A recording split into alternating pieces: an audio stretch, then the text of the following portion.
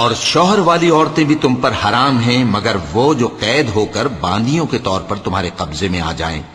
یہ حکم اللہ نے تم کو لکھ دیا ہے، اور ان محرمات کے سوا دوسری عورتیں تم کو حلال ہیں،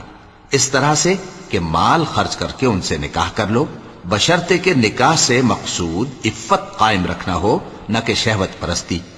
تو جن عورتوں سے تم لطف اندوز ہوئے ان کا مہر جو مقرر کیا ہو ادا کر دو، اور اگر مقرر کرنے کے بعد آپس کی رضامندی سے مہر میں کمی بیشی کر لو تو تم پر کچھ گناہ نہیں۔ بے شک اللہ سب کچھ جاننے والا ہے، حکمت والا ہے۔ اور جو شخص تم میں سے مومن آزاد عورتوں سے نکاح کرنے کا مقدور نہ رکھے تو مومن باندیوں ہی سے جو تمہارے قبضے میں آ گئی ہوں نکاح کر لے، اور اللہ تمہارے ایمان کو اچھی طرح جانتا ہے۔ تم آپس میں ایک دوسرے کے ہم جنس ہو،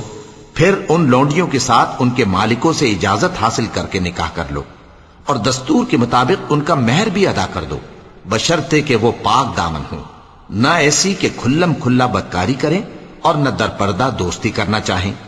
پھر اگر وہ نکاح میں آ کر بدکاری کا ارتکاب کر بیٹھیں تو جو سزا آزاد عورتوں کے لیے ہے اس کی آدھی ان کو دی جائے۔ یہ باندھی کے ساتھ نکاح کرنے کی اجازت اس شخص کو ہے جسے گناہ کر بیٹھنے کا اندیشہ ہو،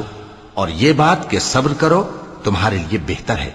اور اللہ بخشنے والا ہے، مہربان ہے۔ اللہ چاہتا ہے کہ اپنی آیتیں تم سے کھول کھول کر بیان فرمائے اور تم کو اگلے لوگوں کے طریقے بتائے اور تم پر مہربانی کرے، اور اللہ جاننے والا ہے، حکمت والا ہے۔ اور اللہ تو چاہتا ہے کہ تم پر مہربانی کرے، اور جو لوگ اپنی خواہشوں کے پیچھے چلتے ہیں وہ چاہتے ہیں کہ تم سیدھے رستے سے بھٹک کر دور جا پڑو۔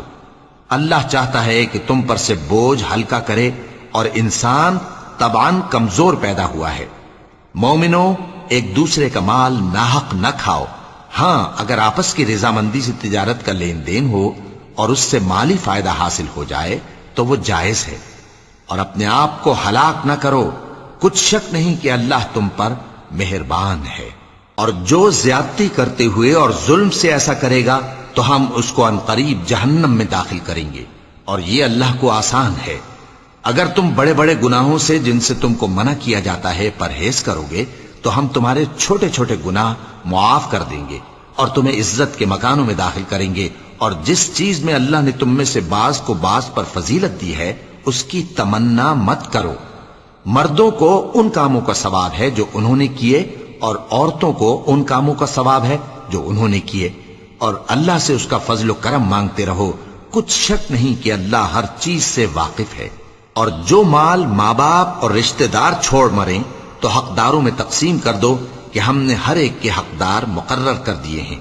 اور جن لوگوں سے تم عہد کر چکے ہو ان کو بھی ان کا حصہ دو، بے شک اللہ ہر چیز پر نگراں ہے۔